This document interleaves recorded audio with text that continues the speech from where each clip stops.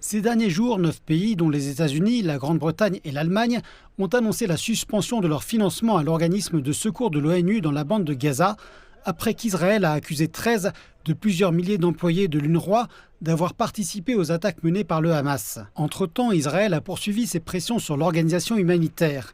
Le ministre israélien des Affaires étrangères, Israël Katz, a demandé lundi la démission du commissaire général de l'agence, Philippe Lazzarini, et a exigé que davantage de pays se joignent à la campagne visant à cesser de financer l'UNRWA. Le Hamas a fermement condamné la suspension des fonds et l'a qualifié dans un communiqué de campagne systémique israélienne d'incitation contre les institutions internationales qui contribuent à l'aide à Gaza, qui fait l'objet d'un génocide. Nous ne recevons pratiquement aucune aide aujourd'hui. Donc, que se passera-t-il après la suspension par les États-Unis et d'autres pays de leur financement à l'UNRWA?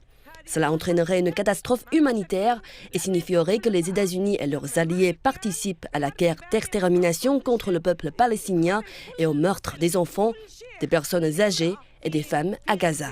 Environ 13 000 employés de l'UNRWA travaillent dans la bande de Gaza, dans plus de 300 établissements de services, dont des écoles, des cliniques, des centres de formation et des centres d'aide alimentaire. L'UNRWA est le principal soutien humanitaire pour les réfugiés palestiniens. Elle administre des abris pour plus d'1 million de personnes et leur fournit de la nourriture et des soins médicaux de base.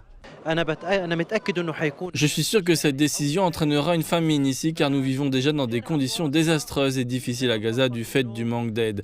Les gens ici ne peuvent pas trouver de la nourriture au quotidien, alors je ne peux pas imaginer l'ampleur du désastre avec l'arrêt complet de l'aide.